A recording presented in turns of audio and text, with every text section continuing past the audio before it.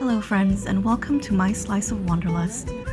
I spent a few days exploring the French Riviera with an itinerary that included charming medieval villages, a detour to Italy, gawking at a principality filled with millionaires, and stopping by famous Formula One landmarks that made me disproportionately happy. Along the way, there will be stunning views, fascinating history, eating local fare, and several reminders of expensive real estate best viewed from a safe emotional distance. We only had a few days to explore, so the strategy was simple. Learn a thing or two, expand my palate, and disregard the ache in my feet as we walk over 15,000 steps a day.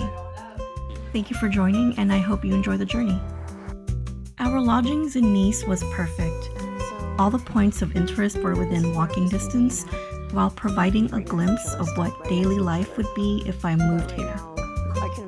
There's a cafe and bakery downstairs, a grocery store across the street, bars and restaurants around the corner. It was a kind of neighborhood where you could walk everywhere, and I really wish I could say the same for back home.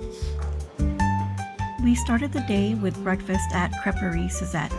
Ordered the French breakfast, which came with a chocolate crepe and a hearty English breakfast. The croissant and baguette took center stage, proving just how essential carbs are out here. And the coffee was great, but the freshly squeezed orange juice was perfect to start the day.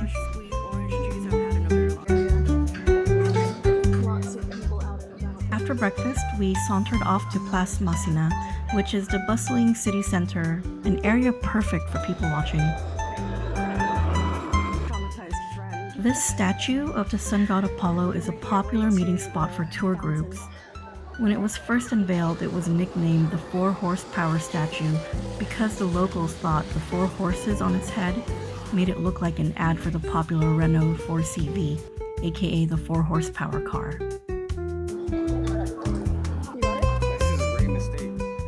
After a short walk along the Promenade des Anglais, we stopped at the beach.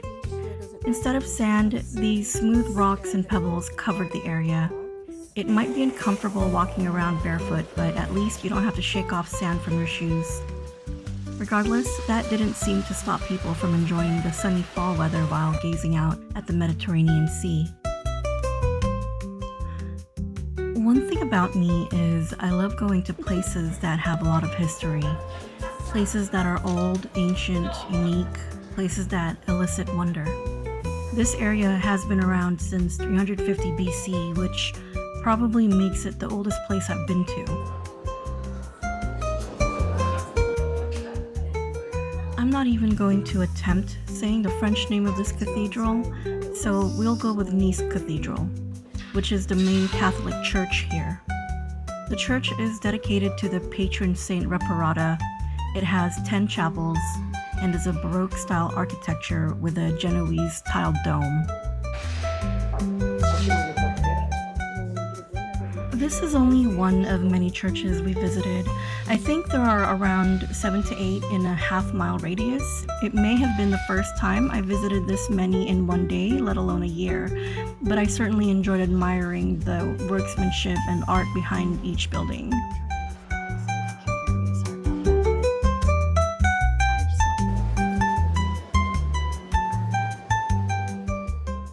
Our trip also coincided with the F1 Brazilian Grand Prix, so I did some research and looked up where places would be showing the race. We ended up at Ma Nolan's and hung out with local F1 fans, but unfortunately my boy Hamilton didn't win. Let's go!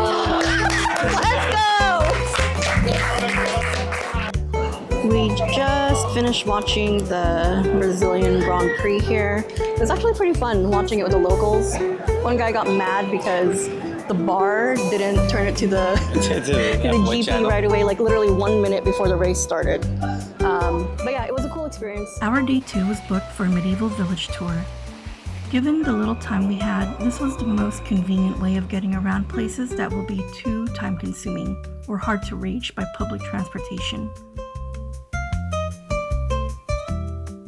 Our driver and guide, Laurence, was simply lovely and clearly loved her job. She is a wealth of knowledge and her energy is unmatched. The first stop of the tour is to one of the oldest perfume factories in existence. Gallimard has been around since the mid-18th century and was founded by Jean de Gallimard, who was a supplier of perfumes for the royal court of King Louis XV. This area of France has been deemed as the perfume capital of the world because of its ideal microclimates for growing rare flowers. The surrounding fields produce specific ingredients for notable designer fragrances, such as the roses and jasmine used in Chanel No. 5. I got a better understanding of what the olfactory pyramid is, how to identify top, heart, and base notes, and that certified master perfumers are called nose. After the main factory tour, we were taken to a showroom where you can sample different perfumes they make. And since capitalism reigns supreme, next door to the showroom was the gift shop where visitors have the opportunity to purchase any of the perfumes sampled. Luckily, none of the perfumes gave me a headache, so I ended up with one too. Not too far from Gallimard is Grasse, the first medieval town on our stop. The whole place gave off strong, slow-life isekai vibes. The kind of village you'd get reincarnated into after being hit by a truck in episode 1. Stone streets, charming buildings, flower boxes everywhere, and absolutely zero sense of urgency. Grasse somehow feels centuries old while still embracing modern life. Any photographer would have a field day capturing the contrast between medieval architecture and everyday life. If I woke up tomorrow in a fantasy world and found myself living here, I probably wouldn't complain. I feel like I've been here in a movie or something.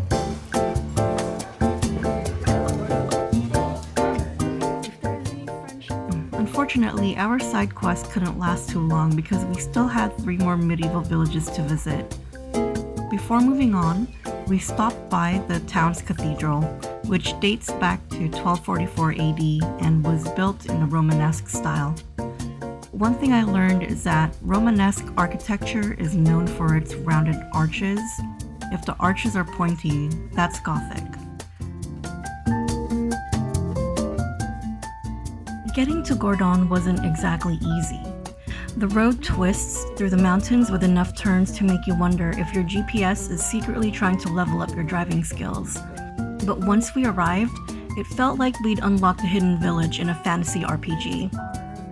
Gordon is the definition of a storybook village. If there was ever a place to live out your childhood fantasy arc, this might be it. It almost feels like a movie set, except it's been sitting here for centuries. There's a reason it's regularly listed among the most beautiful villages in France. The photos look amazing, but standing here in person makes you realize the camera never quite captures the scale of the views. And those views are exactly why Gordon earned the nickname the Eagle's Nest. Its hilltop position made it an important military strategic lookout ever since the 8th century. Today, fewer than 400 residents live here, but the village is packed with artisan shops selling lavender soaps, perfumes, nougat, and other local specialties. They even host a medieval festival every first weekend of August, which is a great reason for me to come back in the future. Our next stop was Tourette-sur-Loup, also known as the City of Violets, and the only town in France that grows the Victoria violet. Side note, this is where I have to confess that I forgot to bring an extra memory card for my camera. So if it feels like there should be more footage, it's because there definitely should be. This was entirely a skill issue on my part. Every March, the village hosts its famous Violet Festival, featuring flower parades and a battle of flowers where visitors are encouraged to throw flowers at one another. It's probably the only battle where everyone leaves smelling better than when they arrived. The village is filled with artists working right in their own shops, painting, weaving, sculpting, and creating all sorts of things by hand. Combined with the narrow car-free streets and medieval buildings, the whole place feels less like a tourist attraction and more like a cozy fantasy town that feels wonderfully frozen in time. Our final medieval village of the tour was Saint-Paul-de-Vence, one of the oldest villages in the region and a longtime haven for artists. This was also the most touristy and crowded of the 4 villages we visited. Over the years, an impressive list of creative heavyweights have called this place home. Unfortunately, I visited exactly 0 galleries, museums, or famous grave sites because we were running short on time. And thanks to my ongoing battle against limited battery life and storage space, I also took far fewer photos and videos than I wanted. As the golden sunset hour came, we ended our day 2 with a relaxing ride back to Nice. We got up later than planned for day 3 due to the very real debuff of having jet lag. So the initial full day I planned to spend in Ventimiglia was now reduced to a 3-hour-long speed run of this Italian border town. The train ride from Nice took about an hour, and for a round-trip ticket, I think we paid around $30 per person. Not bad for crossing over to another country. According to the motorsport journalist Will Buxton, there are 2 religions in Italy, the Catholic Church and Ferrari. This quote became evident as we got to the station concourse and saw a Ferrari store. Unfortunately, it was closed at the time, but luckily there were other Formula One themed stores nearby. Since we visited during an off-season, the city wasn't spruced up for an event or a holiday, so my first impression of Ventimiglia is that it definitely has seen better days. There were telltale signs of time-worn buildings that leaned closer to dilapidation rather than an old-world charm. Despite this, there was still plenty to explore. The beach here was notably different from Nice, featuring actual sand instead of pebbles. Unfortunately, litter was also more noticeable. It's a stark reminder that preserving beautiful places requires ongoing effort from both locals and tourists. I was unwilling to leave Italy without eating actual Italian food.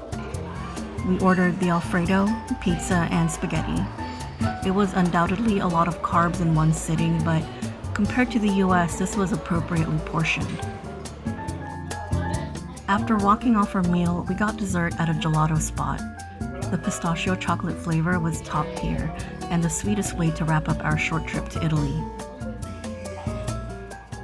In the end, Ventimiglia wasn't exactly what I expected, but travel isn't always about finding perfection. Sometimes it's about discovering a place exactly as it is, without the fluff.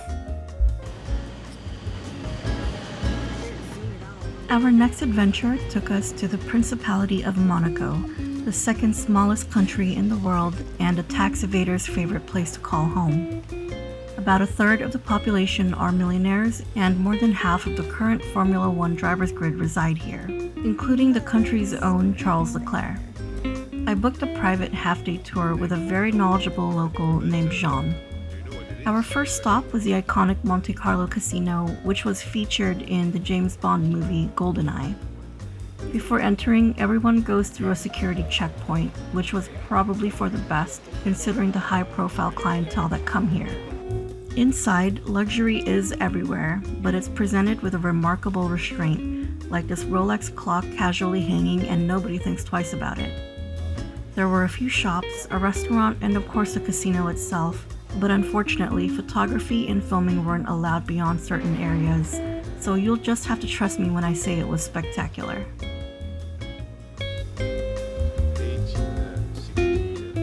One of the reasons I wanted to visit Monaco, aside from my annual delusion that I might somehow bump into Lewis Hamilton, was getting to see the Monaco street circuit in person. The entire country is basically the street circuit. That's how small it is. We started at the Monte Carlo casino and walked over to the famous tunnel. It was already loud here with regular cars. Now imagine how much more deafening it would be when F1 cars go through at 200 miles per hour. From the tunnel, we headed towards Port Hercule, where we were supposed to take a short boat ride. Unfortunately, the boat was out of service that day, so our guide improvised and unlocked an alternative side quest. Instead of sailing past million-dollar yachts, we walked alongside them. The next side quest he took us on was to see the Monaco Grand Prix start line. And as a fan of motorsport, this made me happy beyond belief. Watching the Grand Prix here is firmly on my bucket list. Had we gone on the boat ride, it would have gotten us to Old Town in about 15 minutes. But since we were on the alternate route, it took an additional 40. We made our way through a bustling outdoor market and up the incline of a cobblestone walkway toward the Royal Palace. Along the way, we were rewarded with an amazing view of Port Hercule. That magnified section is where we had just emerged from the famous Monaco tunnel.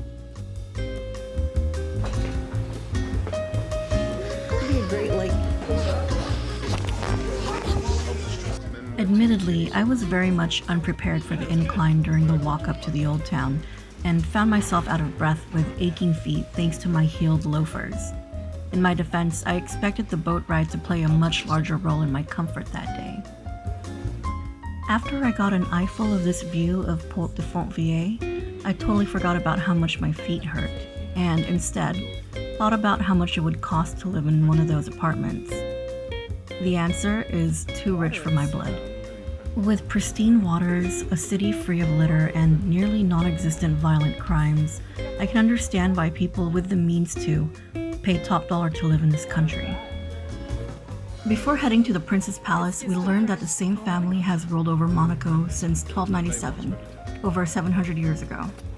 Currently, Prince Albert II is the sovereign prince of Monaco. At this point, our time with Jean reached its end right as the changing of the guard ceremony started at the palace. It might be a little silly to watch people being relieved of their shift while a new group takes over, but I personally found the whole pomp and circumstance of it interesting. The whole ceremony took about 15 minutes, but I'll only show a comically sped up version of it. Now that our group was back down to 2, we sallied on over to the Cathedral of Monaco, where many members of the royal Grimaldi family are laid to rest, including Prince Rainier III and Princess Grace Kelly. This was one of the most beautiful cathedrals I've ever seen, and with its soaring vaulted ceilings, the acoustics must be fantastic. Had our timing been better, we could have had the chance to hear the Monaco Boys Choir sing during Sunday Mass. Admittedly, I've never watched any of Grace Kelly's movies, but even I know she's considered one of Hollywood's greatest icons. Even now, many admirers stop by her final resting place next to Prince Rainier to put flowers on her gravesite. My stomach was grumbling at this point, so we made a pit stop at U Cavagnetu, meaning picnic basket in Monegasque. As this was very much a cultural experience for me, I ordered a sampler course for the traditional Monaco fare. All the must-tries were present and deliciously filling. I made a mental note to see if I can find these back home in the Bay Area. Before going back down to the city proper, we stopped by some stores near the Prince's Palace where I bought souvenirs. I ended up getting an official Pirelli podium hat to commemorate this trip, in which the Grand Prix winner in 2025 was Lando Norris. This confectionery wasn't on my radar, but I'm glad I stopped by because I learned that it's the official supplier to the Royal Monegasque family. After trying their chocolates and tea, I can confirm they have excellent taste. I genuinely think this boutique is a must-visit for Formula One fans, especially if you're on the hunt for genuine and one-of-a-kind items. They have signed memorabilia from legends like Schumacher, Raikkonen, Senna, and Lauda. For serious collectors, the inventory gets even crazier. Race-worn suits, balaclavas, helmets, official tires, and pieces of cars that didn't quite survive an encounter with the barriers. I felt like this place doubled as an unofficial museum to Formula One, so even if you don't buy anything, I'd say it's still worth dropping by regardless if you're a casual or a dedicated fan. So if you want to start your personal collection, this would be a great place to visit. One of the last spots we visited was the iconic Turn 6, the Fairmont Hairpin. It's the slowest turn of any race on the calendar as it forces these chonky modern F1 cars to flawlessly maneuver into a very tight 180-degree bend. As this turn requires a deft understanding of speed and skillful navigation, a driver could easily end their or others' race if not done perfectly. It's a bit ironic when you think about how a $1 million upside-down jet built with top-tier engineering can find its demise at the slowest point while towing the 30-degree steering lock. I really wish we had more time in Monaco, but for now I'll add this to my growing list of places I'd like to revisit. The past few days have been a whirlwind, so for the last full day of the trip we took it slow. I was pretty surprised at the high amount of Asian eateries in Nice, so I figured if they have boba, Filipino food, Thai restaurants, and sushi here, then I'm sure there's probably a thriving anime/weeb culture somewhere around the corner. I love that the name of this store is very similar to the popular hobby/manga store in Japan, Mandarake. And just like the inspiration of its namesake, the store has a wide selection of all things anime, ranging from figures, manga, plushies, blind box pulls, and Pokemon cards to name a few. There were quite a few BD stores around Nice, short for bande dessinée, the French term for comic books. In my American perspective, I assumed they were all part of the same chain because they use similar fonts and logos, but I could be very wrong. Of the few we visited, this one was my favorite. It has a cafe, a bar, and is conveniently close to the train station. Continuing on this thread of finding weeb culture in Nice, there's a Japanese restaurant called Otaku that's full of anime decor inside. As the sign says, there's no sushi here. They serve mainly ramen and donburi, and staples like edamame, gyoza, and takoyaki. I really liked the decor, but the ambiance wasn't enough to raise the food rating to a Michelin star restaurant or anything. It was okay.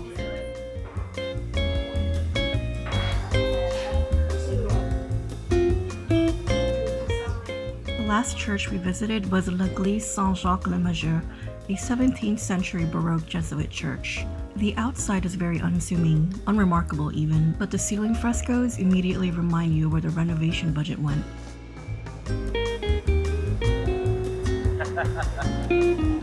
It's our last day here, sadly. I wish we had more time to do more.